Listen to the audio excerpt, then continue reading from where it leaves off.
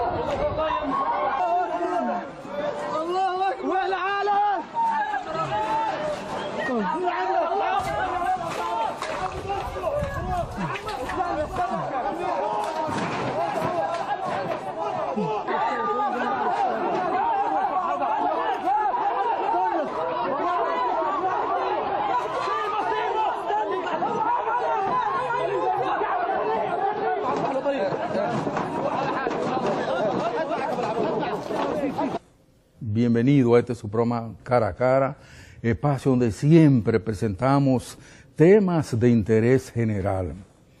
La humanidad está en vilo porque no despierta de su asombro nueva vez debido a la barbaridad, el genocidio que está cometiendo Israel contra el pueblo palestino. Y eso no es nuevo. Y uno se pregunta por qué se empeñan los israelíes en superar a Adolfo Hitler, en desquitarse con sus vecinos, los palestinos, lo que ellos dicen que le hizo Hitler hace como 70 años. ¿Por qué Israel arremete contra un pueblo que ha sido diezmado desde el 48 a la fecha al extremo de que del 100% del territorio asignado a Palestina solamente le queda un 20%? Hay quienes dicen que Palestina es la más grande cárcel que hay en el globo terráqueo, porque debido a su escaso territorio, a lo poco que le han dejado, y la cantidad de habitantes que tiene, algunos calculan entre 1.500.000, entre 1.800.000, es un pueblo que no puede salir de esa enramada en que lo tiene. No tiene Palestina un puerto, no tiene un aeropuerto, no tiene aviones, no tiene tanques, no tiene pues un ejército formal. Además de que debido a los problemas también internos de Palestina, hay 3 grupos que se disputan esa parte de la llamada Franja de Gaza. Entonces, la OTAN. No me equivoqué. La OTAN, ese organismo que usan ciertos imperios, comenzando con Estados Unidos, Inglaterra, Francia, Italia, entre otros, Alemania, no toma carta en el asunto. Claro que no, porque los palestinos están siendo protegidos por grupos contrarios a Estados Unidos y a esas naciones que he mencionado. ¿Por qué Estados Unidos respalda incondicionalmente a Israel, que es casi un país como el tamaño de la República Dominicana, y que todavía no tiene los 6 millones de judíos que dicen los israelíes y otros que respetan ese dato histórico, que Adolfo Hitler mató en los grandes crematorios de Auschwitz y otros sitios que había en la antigua Alemania nazi, pero que ellos ahora están haciendo contra su vecino, los palestinos. ¿Qué va a pasar ahí? Más tarde que más temprano. ¿Qué va a suceder con Israel? Y es más, tan seria es la cosa, que hay grupos israelíes, óigase, protestando por la masacre que su país está haciendo con su vecino, los palestinos. ¿Por qué los organismos internacionales no toman cartas de verdad, con fuerza, en el asunto? Y el titular de la ONU, el surcoreano Ban Ki-moon, no acciona de verdad, como lo ha hecho en otro caso, y deja de convertirse en una especie de marioneta de los superpoderes para aplastar una nación indefensa, débil, donde sus ciudadanos están siendo masacrados por aire, mar y tierra ante la indiferencia de esas instituciones. ¿Podría Benjamín Netanyahu, el mandamás de Israel, correr el mismo camino que pasó con aquellos precisamente dirigentes, líderes militares alemanes que fueron enjuiciados en Nuremberg? ¿O podrían ser sometidos por los comités de derechos humanos, Human Rights y otras instituciones, por el genocidio que están cometiendo contra ese otro pueblo que es Palestina? Y el brazo largo de la justicia, ojalá no tarde mucho en accionar, porque en la judicatura hay un principio que señala de que justicia retardada equivale a justicia denegada.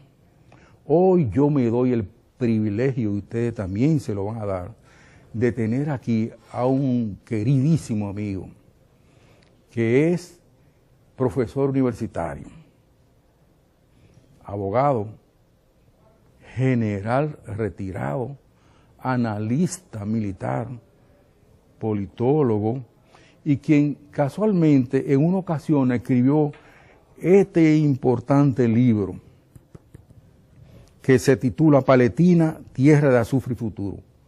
Aquellos que no lo tengan, pues deben buscar para que comprendan lo que está pasando en esa parte del mundo.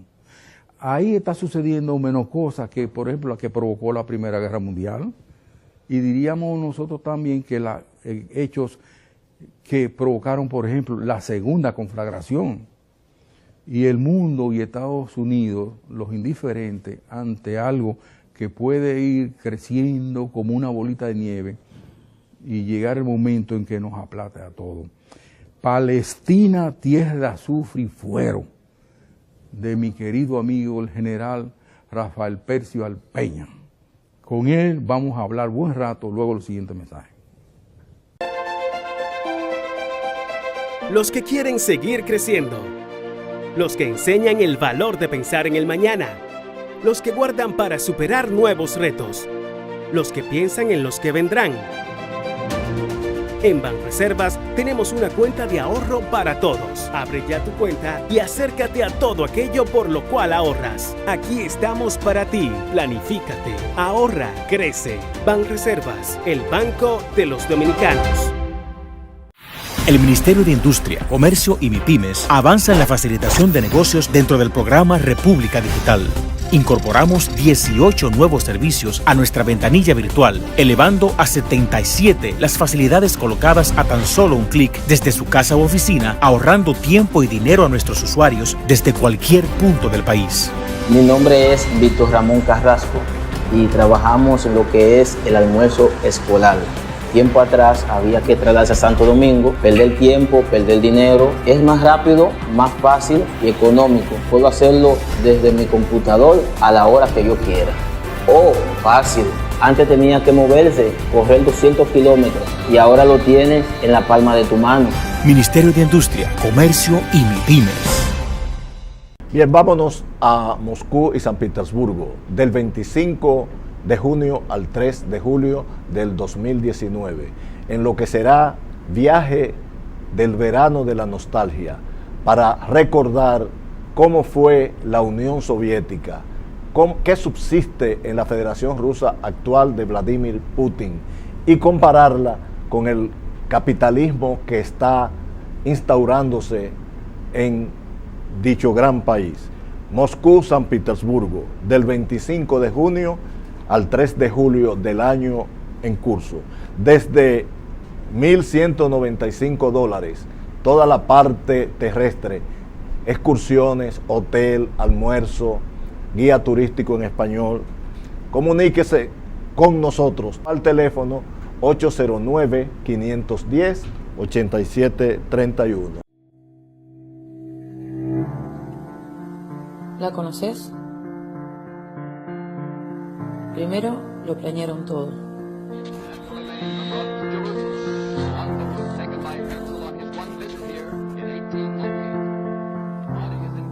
Después invadieron su territorio.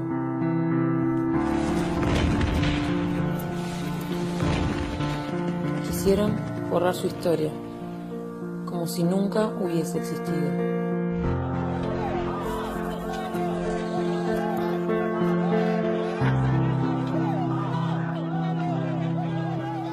Más tarde se desató el exterminio.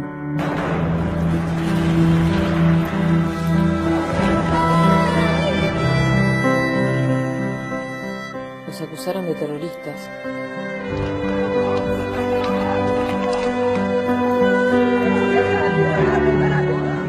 Los encerraron detrás de un muro. Y mataron a sus hombres, mujeres y niños.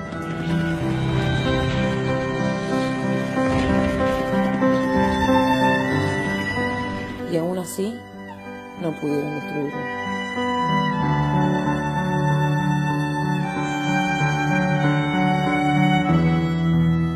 ¿La conoces? Se llama Palestina. Y ya casi no queda nada de ella.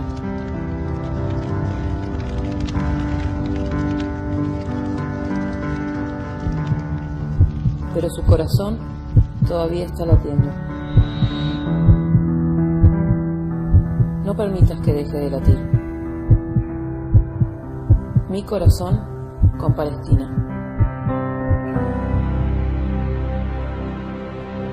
An-Nur TV.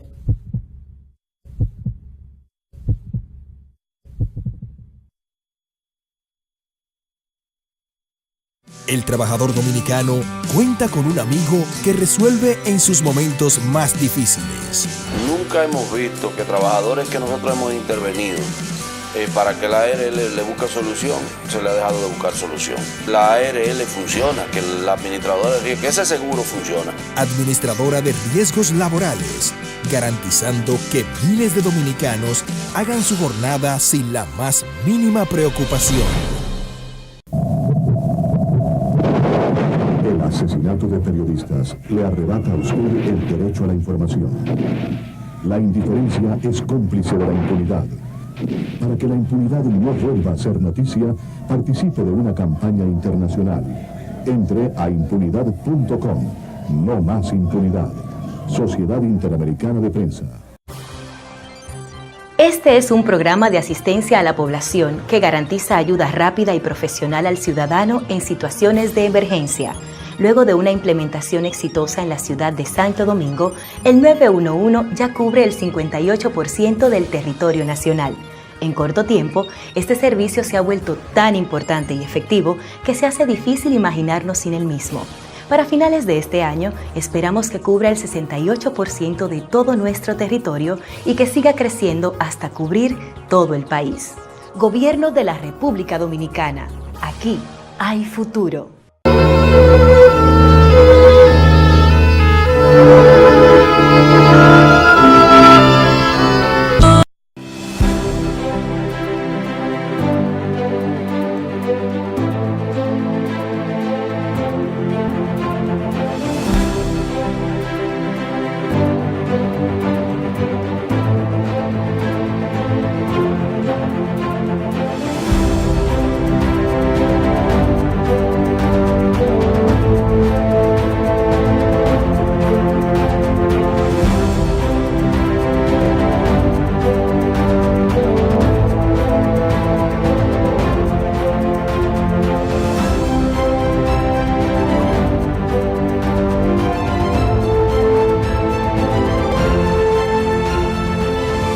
nosotros cumplimos. Cumple con tu parte. El agua es vida. No la desperdicies. Corporación del Acueducto y Alcantarillado de Santo Domingo, CAS.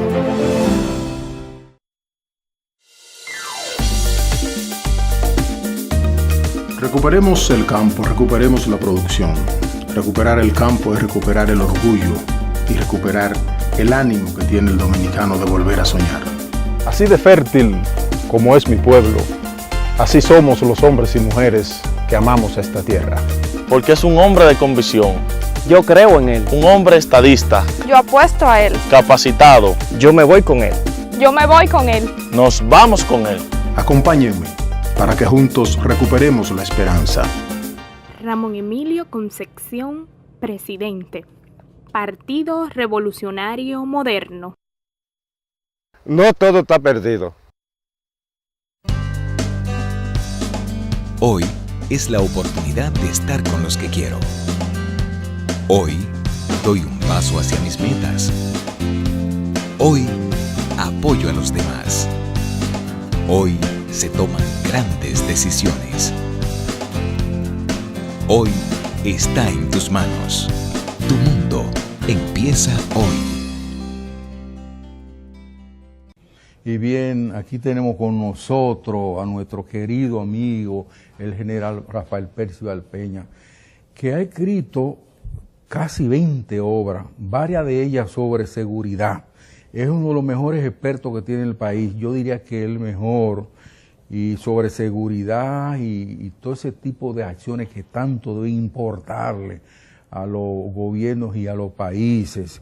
Y entre su obra, además de ese que está detrás de nosotros, él tiene Garras y Colmillo, que es precisamente sobre seguridad y defensa antes y después del 11 de septiembre, que donde se inició muchas de las barbaridades que uno está viendo en varios pueblos, en varios países en estos tiempos. Tiene solución la crisis ahí en la Franja de Gaza, general Percival. ¿Por qué esta reedición de una situación dantesca que raya en lo antihumano? ¿Por qué actuar así contra seres prácticamente indefensos como es el pueblo palestino? Sí, mira, primero darte las gracias y a los amables televidentes que nos están viendo en sus hogares, y debemos darle también las gracias a Dios por permitirnos estar hoy en sus hogares. Sin lugar a duda que nosotros estamos delante de un episodio que yo lo narro muy bien en el libro Palestina, Tierra de Azufre y Fuego. Estos personajes que ustedes ven ahí son islámicos fundamentalistas y son lo que nosotros le llamamos hoy en día personajes de órganos internacionales, porque Al-Qaeda es un órgano internacional, indudablemente, aunque no pertenece a la ONU, está estipulado como un organismo internacional. Mira, si nosotros comenzamos a ver los conflictos del Medio Oriente, no podemos partir hoy en día de que esos conflictos son de estos tiempos. Mucho antes, la Biblia está ahí. Hay problemas entre los israelitas por la tierra sagrada de Israel, donde tres religiones se disputan el centro: el judaísmo, el islamismo y también, lógicamente, el cristianismo. Pero es el meollo, porque mucha gente dice, es el meollo del problema religioso, es el meollo del problema económico. En ese libro yo narro que no necesariamente el problema es generado por un problema económico. Las aguas acuíferas que bajan de la montaña del Jordán y que riegan todas esas grandes cantidades que los israelitas, después de lo que fue la batalla del Sinaí, ocuparon casi 5.000 kilómetros cuadrados del desierto de Negev, y ahí construyeron dos cosas. La primera fue la planta atómica de Negev que ellos tienen, y también construyeron los famosos kibúes, que es en el mismo desierto llevar las aguas del Jordán, del río Jordán, para irrigar todo eso. Ellos apenas solamente tienen una sola vía fluvial fuerte, que es el Jordán. En nuestro país nosotros tenemos 3 grandes ríos y sin embargo no tenemos irrigado el país completo. Ellos han logrado eso y a través de esas producciones económicas que se dan ahí es que nacen los conflictos.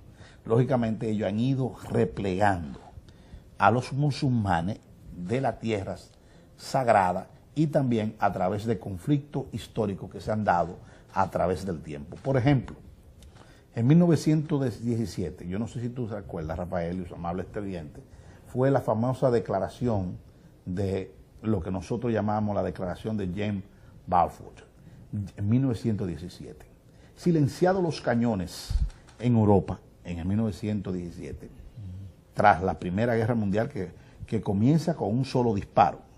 Un fanático de la mano negra de Gabriel Princip lanza este disparo y hiere al archiduque Francisco Fernando, también hiere a la princesa, y ahí se arma lo que nosotros le llamamos una guerra de fractura. Varias potencias que no eran las rusas en ese tiempo, en la dinastía Romanov, se agrega al conflicto, comienzan a trasladar tropas, y ahí comienza la primera conflagración mundial de escala mayor, de una guerra de alta intensidad. ¿Qué es una guerra de alta intensidad? Cuando hay más pérdida, podríamos decir pérdida, de vida de más de 1000 personas.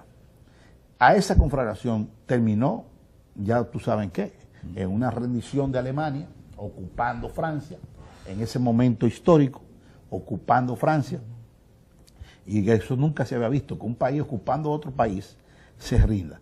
Y el Tratado de Brest-Litovsk, que hizo que la Unión Soviética se retirara por el conflicto interno que tenía de la revolución bolchevique en 1917, y el pacto con Alemania.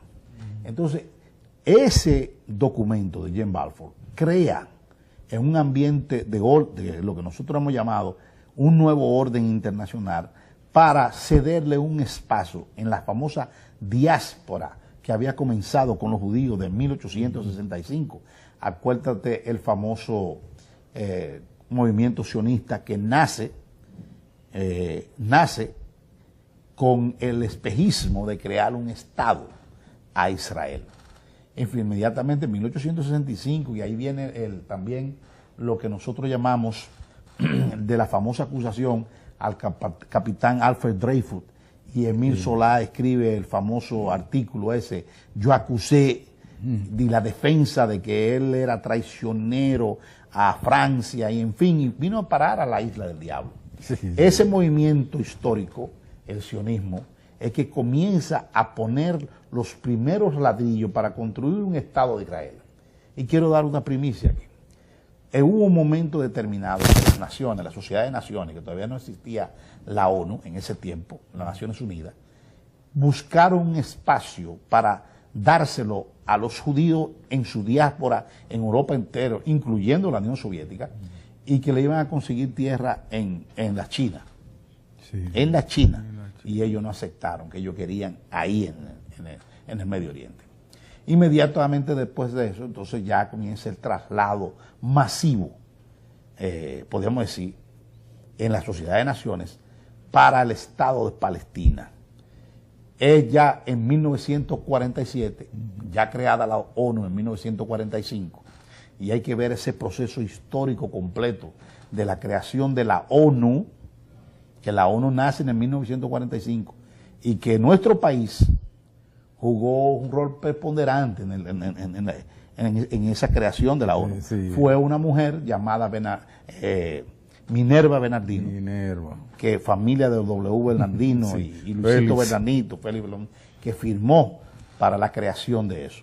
Digo esto porque en ese espacio de tiempo y lapso hay que recordarle a los dominicanos que nosotros aceptamos en un momento determinado, en la Segunda Guerra Mundial, post la Segunda Guerra Mundial, la venida de más de 100.000 judíos, Puerto Plata, Sosúa entero.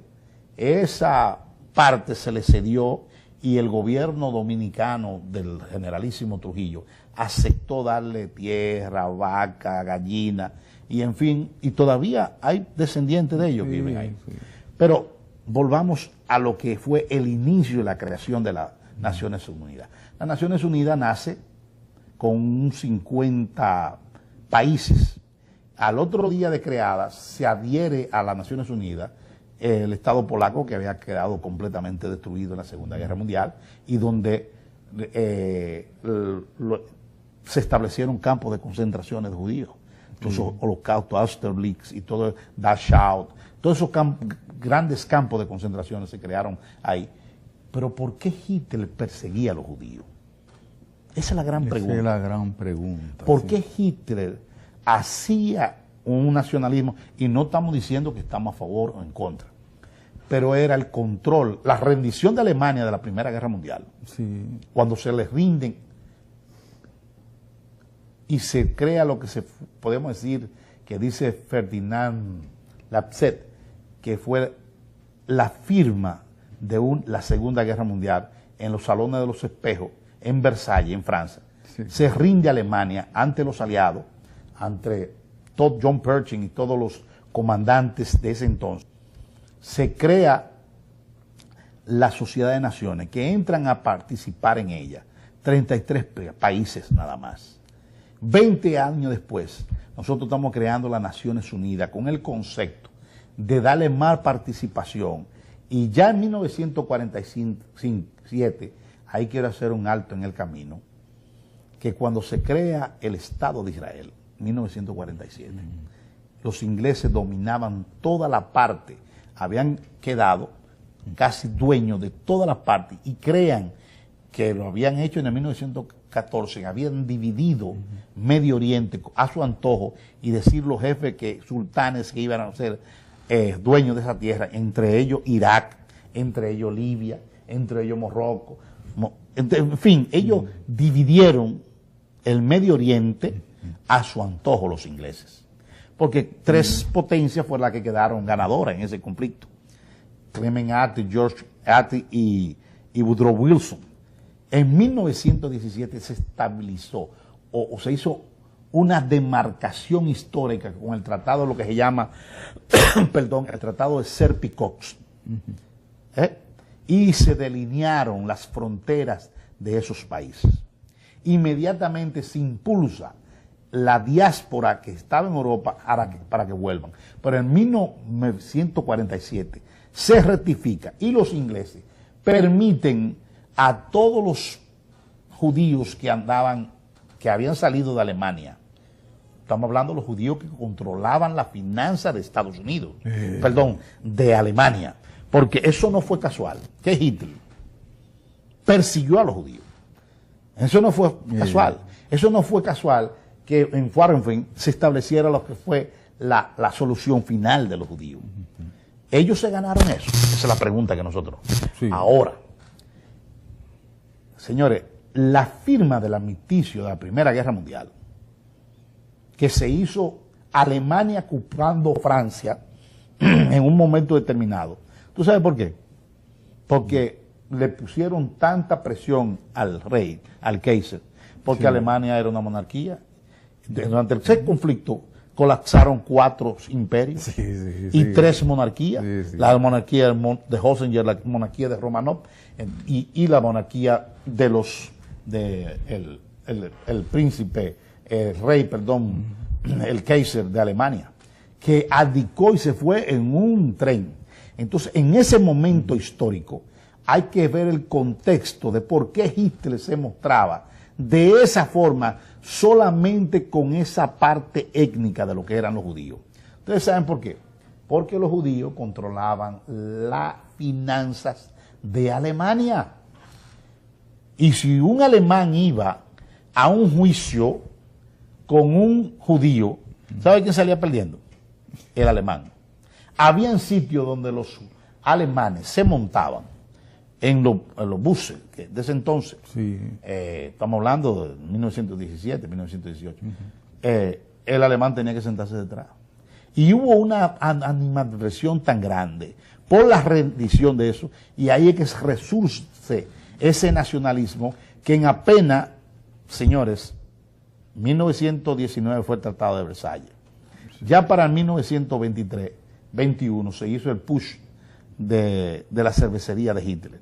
Y ya para 1933, Hitler era el canciller y presidente de Alemania, con una mano dura en contra con esos judíos. Y le había solicitado, hay que decirlo, con documentos, que se fueran del país, que salieran del país.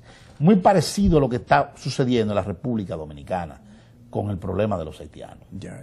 Entonces él le pedía y hizo un documento, entonces ahí vino una animadversión profunda del nazismo en contra de los judíos, y entonces se le busca la vuelta después del colapso, ya derrumbe de los 12 años de Hitler en el poder. Entonces los judíos se establecen ya con toda la de ganar en esas regiones religiosas, y controlan los judíos ya gran parte de la fragmentación que se hizo adrede por los ingleses de la parte de Israel. ¿Y qué viene a suceder? Tuvimos el primer conflicto entre los israelitas y los palestinos, que fue en 1947. Sí. Ese fue el primer conflicto de envergadura. En 1956 tenemos el segundo conflicto, que ya en Egipto, por la nacionalización de Abdel Nasser del canal de Suez. En el 1967, entonces tenemos el tercer conflicto bélico de envergadura que sacude al mundo, que fue la Guerra de los 6 días. Y el cuarto conflicto, que ya entramos en 1973, que fue con Adel Sadat en Egipto, que cruzó el Sinaí, y después vinieron las dos grandes potencias en 1973, que la gente no sabe eso.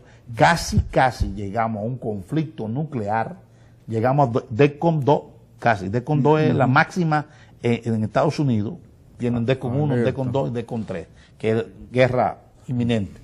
Entonces nosotros llegamos a DEFCON 2. Y el teléfono rojo jugó un rol preponderante ahí, entre los dos presidentes de entonces, de esa época, en 1973. Sí, que hay que recalcar que Anwar el-Sadat es asesinado en medio de un desfile militar, porque además había un complot en contra de él. ¿Por qué fue asesinado? Por el Tratado de Paz que se firmó de reconocimiento del Estado de Israel como Estado en las reuniones que se hicieron en Camp David, en Estados Unidos. Sí, ahí a propósito arrastra Palestina y el mismo Israel a una serie de países árabes que ahora se han hecho los desentendidos en este genocidio que está produciendo en Palestina. ¿Tú crees? En gran medida, sí. Y ahí pudo haberse provocado una gran, quizás la tercera gran conflagración mundial. Ahora bien, ¿qué de culpa tienen los palestinos de lo que le hizo el Führer Adolfo Hitler a los israelíes allá en Alemania, si los palestinos no tienen nada que ver con eso y los palestinos están por aquí? Vamos a entrar en detalle con relación a eso luego de los siguientes mensajes. Hoy es la oportunidad de estar con los que quiero. Hoy doy un paso hacia mis metas. Hoy apoyo a los demás. Hoy se toman grandes decisiones. Hoy está en tus manos. Tu mundo empieza hoy. Right now in Halab, Syria, just an 8-hour drive from Tel Aviv, a genocide is taking place. You know what? Let me be more accurate. It is a Holocaust. Yes, a Holocaust. Maybe we don't want to hear about it or deal with it, that in the 21st century, in the age of social media, in a world where information can fit into the palm of your hand, in a world where you can see and hear the victims and their horror stories in real time, in this world, we are standing doing nothing while children are being slaughtered every single hour. Don't ask me who is right and who is wrong, who are the good guys and who are the bad guys, because nobody knows, and frankly, it doesn't matter. What matters is that it's happening right now in front of our eyes, and nobody in France or in the UK or in Germany or in America is doing anything to stop it. Who is marching in the streets for the innocent men and women children? No one. The UN is holding meetings of its security councils and wiping away a tear when they see the image of a father holding the body of his little daughter. There is a word for this: hypocrisy. I'm an Arab. I'm a Muslim. I'm a citizen of the state of Israel, but I'm also a citizen of the world, and I'm ashamed. I'm ashamed as a human being that we chose leaders who are incapable of being articulate in their condemnation and powerful in their actions. I'm ashamed that the Arab world is being taken hostage by terrorists and murderers, and that we are not doing anything. I am ashamed that the peaceful majority of humanity is irrelevant once again. Do we need a reminder? Armenia, Bosnia, Darfur, Rwanda, World War II. No, we don't. Albert Einstein said, the world won't be destroyed by those who do evil, but rather by those who watch them without doing nothing. Seguimos este análisis sobre el genocidio que está cometiendo Israel contra el pueblo palestino, que no tiene aviones de guerra, no tiene tanque, no tiene pista donde aterrizar aviones, no tiene un ejército formal. Usted, que fue general de la Fuerza Aérea Dominicana, piloto, escritor, una persona sumamente inquieto con relación, entre otras cosas, no solamente lo que pasa en este país, porque él es muy inquieto en ese sentido también, sino también a nivel internacional. Antes del corte hablamos con relación a qué va a suceder ahora en Palestina, por qué esta situación, no Palestina específicamente. El problema hoy está concentrado en Gaza. ¿Por qué esa situación de Gaza no es mandada a frenar en seco por una persona, entre otras, que a los pocos días de llegar a la presidencia de su país les regalaron el Premio Nobel de la Paz? Y mire lo que está haciendo. Bueno, mira, hay 3 puntos urticantes en Israel hoy en día, después de la fragmentación, podemos decir, del país. Sí. Cómo se divide el país, cómo lo dividieron las grandes potencias en ese momento determinado. Ya yo nos el paso histórico que se dio, la declaración de Bien Balfour, y después del 47. Hoy en día, después de esas últimas guerras que nosotros hemos vivido, y las pérdidas en un momento determinado de territorio, tanto Cisjordania, tanto lo que es Gaza, y tanto lo que es los Altos de Golán. Pero vámonos a concentrar en Gaza. En Gaza hoy en día viven aproximadamente, y yo no creo esa cantidad, de 1.5 millones. No hay un sitio en la tierra donde haya una densidad poblacional más fuerte que en Gaza, de la concentración que hay. O sea que si tú tiras una piedra hoy en día, tú vas a herir a alguien. Entonces, ¿qué está pasando? 3 jóvenes judíos, hoy actualmente, porque la ofensiva comenzó el día 8 de julio de este mes, con el problema de lo que es el Hamas. El Hamas significa la palabra el fervor. Y después de la Nazca, como ellos le dicen los árabes, oye la palabra Nazca, que fue el catástrofe que ellos hablan de lo que fue en el 47, la división. Entonces, en Gaza hoy en día está el Hamas, que es el fervor. Es una organización militar, política, que libremente, recientemente, ganó las elecciones. Pero el Hamas es un arma política, una organización política, militar, que tiene sus raíces conectadas nada más y nada menos que a Irán. Y Irán le suple de recursos, finanzas, para su sostenimiento.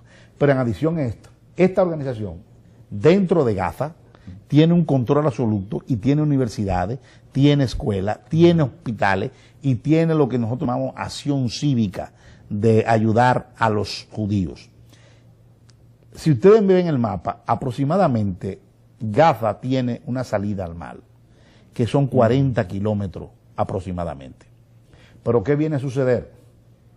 La Marina israelita no le permite a los pescadores avanzar más de media milla, porque ellos consideran que pueden introducir armas. Y hay un problema latente de presión. Y después de lo que fue la primera intifada, que nace, Asmat, nace en la primera intifada en 1987, en la gran protesta y levantamiento contra el Estado judío. Han habido dos intifadas, y uno dice que son 4, y que esta es la número 5. Recientemente, ¿cómo comienza lo que nosotros le llamamos la operación de fundición de hierro, que fue la primera operación en 1987, y después hoy tenemos lo que llaman el régimen de una operación militar a una envergadura que hoy ya pasó a un conflicto de alta intensidad? ¿Por qué? Porque van 1072 muertos, de niños, de adolescentes, de viejos.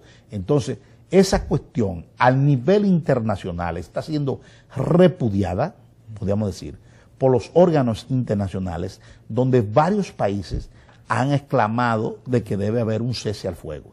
El cese al fuego no se ha producido y ya miren la cantidad de niños y civiles, porque ¿qué viene así? Que los israelíes están acusando a la gente del Hamas de que están usando escudo humano a la parte civil.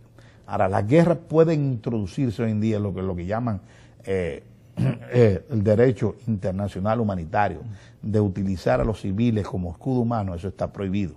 Entonces, ¿qué se puede hacer? Vimos las declaraciones recientemente de Ban Ki-moon, que es el presidente, podemos decir, o el secretario general, el que controla la ONU, pero ¿qué viene a hacer? La ONU tiene un Consejo Nacional de Seguridad. Sí. Entonces, estos conflictos que se están dando en el mundo, que es lo que yo le llamo el conflicto de fractura.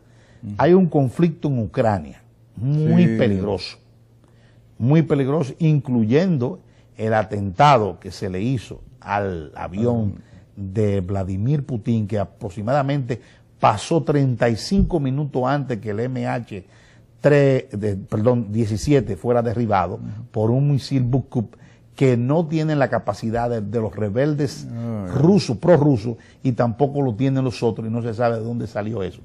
Ese conflicto puede generar en una conflagración de consecuencias impredecibles. También tenemos el conflicto de lo que está pasando en Irak después de una invasión de 8 años, y que yo creo que te lo dije a ti en un programa aquí, que eso no se iba a detener ahí. Había muchos que decían que los Estados Unidos iban a controlar eso en 18 meses. Yo dije que no, que eso no era posible, controlar un ejército. Que hay que recordar, señores amables televidentes, que el ejército iraquí era el 4º ejército del mundo. Y todo el equipo y entrenamiento que esa gente recibieron, hoy esos soldados están haciendo nada. Y tú estás viendo lo que está pasando. Ya tienen a Basora, la conquistaron. Sí. Están avanzando hacia Bagdad.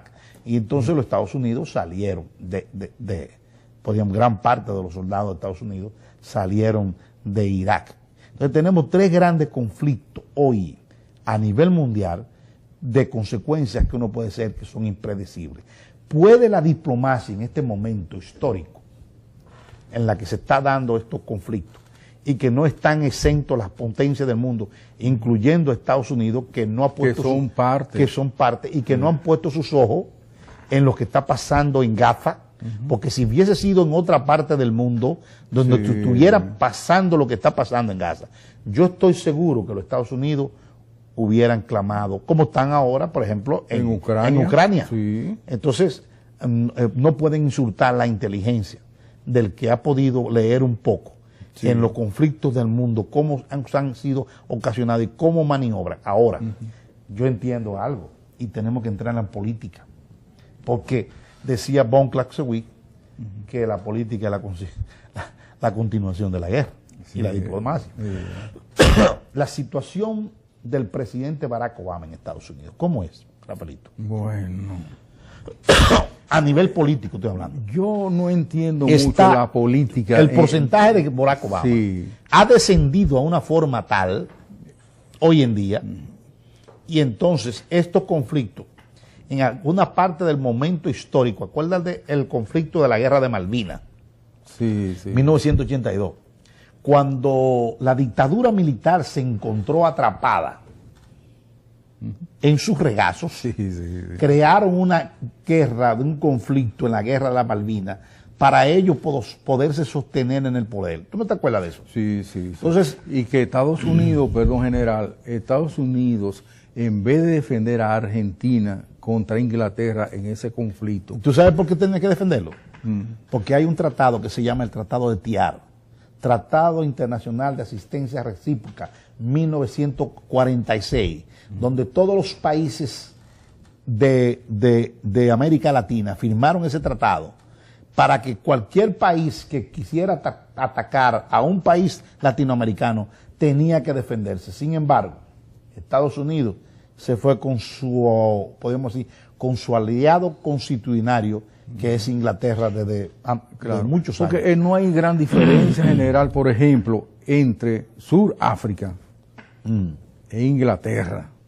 Al fin y al cabo, con el gran liderazgo de Nelson Mandela, Sudáfrica volvió a ser de los surafricanos.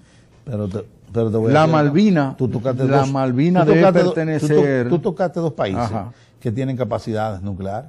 Sudáfrica e Inglaterra. Sí, sí, pero hay un periquito. Están en el club atómico. Hay un periquito. ¿Por qué dejaron se acordó dejar a Mandela finalmente que gobernara, pero con la condición de que no hicieran uso de la bomba atómica que la tiene Sudáfrica? Porque ellos dicen que los negros no pueden usar la bomba atómica. El gobierno de la minoría. En el caso de la Malvina está más cerca de Argentina y le pertenece a Argentina que lo que está Inglaterra de la Malvina. Mira, o Inglaterra de Sudáfrica. En 1982 estaba en el contexto de la Guerra Fría. Y yo vi como militar, yo era primer teniente, y yo vi en el puerto de Santo Domingo a buques ingleses reabasteciéndose aquí. El gobierno entonces era del gobierno de Joaquín Balaguer. Y Ricardo. Y reabasteciéndose de combustible y reabasteciéndose también de alimento para ir para la Malvinas. Vinieron buques aquí. Y nosotros habíamos firmado un tratado, nosotros, la República Dominicana, de TIAR. O sea, nosotros estábamos apoyando a un país que era entonces, por ese tratado, enemigo de la República Dominicana. Pero la imposición de lo que es el imperio norteamericano en un momento determinado, en el dominio del contexto de la geopolítica de América Latina, nos hizo a nosotros apoyar a un imperio al cual nosotros, porque ¿cuál es la doctrina Monroe? América para los americanos. Por eso fue creada ese Tratado Internacional de Asistencia Recíproca. Pero en este gran contexto de lo que está pasando, y volvamos a Gaza, de que 3 jóvenes fueron masacrados, y están ahí la prueba, ¿no? Eso es indiscutible, de una investigación. Ahora, la respuesta que ha dado Israel es que ningún ciudadano judío se le puede maltratar, y por eso tenemos casi hoy en día, desde el 8 de julio, estamos como hoy, día 30, tenemos ¿cuántos días casi? 22 días de guerra intensiva, asesinando. Y hay que recordar... No es una guerra en sí. Pero Benjamín Netanyahu, que es el presidente hoy de Israel, si nosotros no podemos analizar la situación política histórica que él está utilizando, lo que se llama el poder duro, para la diezmar ultraderecha, de la ultraderecha de Israel, de golpear al Hamas, no importa la causa de los civiles, las consecuencias de niños, de mujeres, de ancianos, con todo el pie le han dado. Tú te tienes que, o tenemos que acordarnos, amables televidentes, lo que pasó en el Líbano en 1986, creo que fue, la matanza de Sabra y Shatila. Comandada, ¿tú sabes por quién? Por Ariel Sharon. Ariel Sharon. Uno de los genocidas más perversos pedido de la humanidad. La gente no sabe eso. Ante la Corte Penal Internacional, que él cae en coma de que 6 años, yo no creo eso, de que él cayó en coma por 6 años. No, era porque estaba pedido. Hasta lo quitaron del cargo. ¿Tú sabes por qué estaba pedido él? Porque en la matanza de Sabra y Shatila hubieron franceses que fueron masacrados y asesinados, y se pusieron denuncia ante la Corte Penal Internacional, que fue creada en 1998 y que el cual la República Dominicana también es parte de ese tratado, que fuimos signatarios de ese tratado en el 2005 y entramos a formar parte de ese tratado. Ese señor estaba pedido ante la Corte Penal Internacional. A mí nunca creí la veracidad de la noticia de que Ariel Sharon había caído en coma 6 años. Yo no me creí eso nunca. A ver, lo escondieron ahí hasta que se enfriara y cosas. Exacto. Lo frizaron tranquilo. ¿Cuántos muertos? ¿Cómo fue que se produjo la barbaridad de Sabra y Satila? Porque lo que uno está observando en estos tiempos en torno a la agresión no es una guerra, porque para haber una guerra de hecho hay que haber contrario, sino la incursión, la invasión hacia un país que es apenas 14 kilómetros de ancho. Rafaelito, pero nosotros, no te pongas cómo ve la situación. Tú nada más tienes que darte cuenta que, por ejemplo, la famosa operación Cóndor que libró Chile y Argentina, de todos esos generales que están siendo juzgados hoy en día y condenados acá en Argentina hoy en día. Videla y todo ese grupo. Gran parte de ellos, del DINA, creo que era el Servicio de Inteligencia Militar, donde ellos asesinaron a gran parte de la juventud y que ese globo de ensayo, pueblo dominicano, de la guerra sucia, perdónenme por la tos, que tengo la gripe esta, y quiero decirte, Rafaelito, que ese globo de ensayo comenzó aquí en la República Dominicana. Aquí. Sí, en lo que se llamó la operación preventiva del general Max Taylor, dominicano, y donde hubo un agente de la CIA que le llamaban, decía llamarse Anthony Ruiz, pero el verdadero nombre de él era Damitrión, que fue tomado por los Tupamaros allá, y él cantó como gallo todo lo que hizo en la República Dominicana durante la exterminio, podemos decir, de la gran parte de la juventud de la izquierda dominicana, que cayó en la garra de ese Damitrión, que posteriormente es trasladado para Uruguay, y allá es secuestrado por cierto, el presidente Mojica era el comandante de la operación. Y ahí él dijo todo lo que se hizo en la República Dominicana. Entonces, no te quede acento de que estas operaciones no solamente son específicamente los países suramericanos, latinoamericanos. Lo vemos en muchísimos países, por ejemplo, lo que se está dando hoy en día en las persecuciones de mujeres, de niños, llevándose presos en Israel, en Gaza. ¿Me entiendes? Y eso va a despertar, y está despertando, que gran parte de los medios de comunicación en los países árabes y a nivel del mundo en Europa, hay movimientos de repudio contra esta guerra que se está armando y que se está dando hoy en día con poblaciones civiles, pero que también hay que decir la verdad, hay objetivos militares envueltos, y donde Israel está acusando de que el Hamas, que está auspiciado, y también el movimiento fundamentalista islámico, que concibe la idea de sacar al Estado de Israel de Palestina. ¿Hacia dónde definitivamente, general, va a parar la imagen del presidente de los Estados Unidos?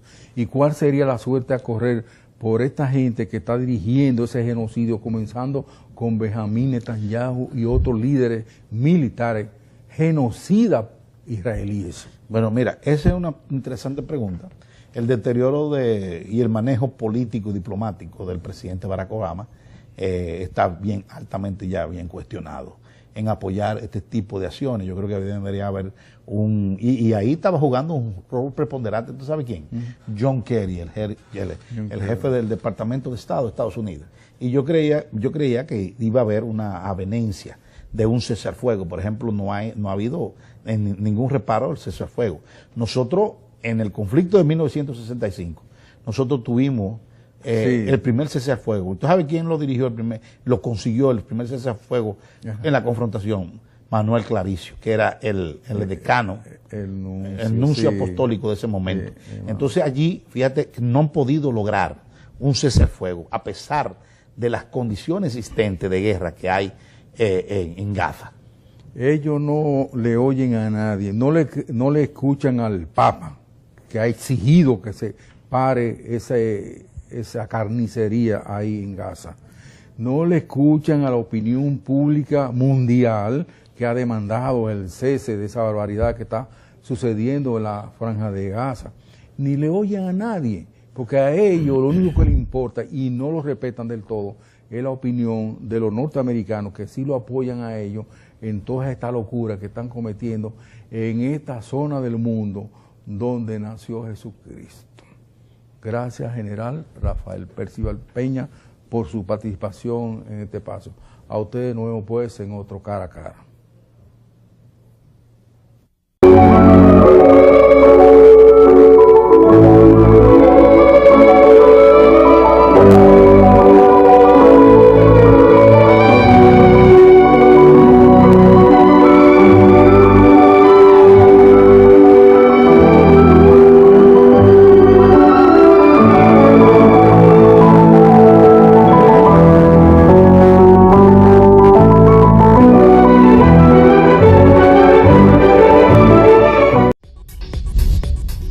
Usted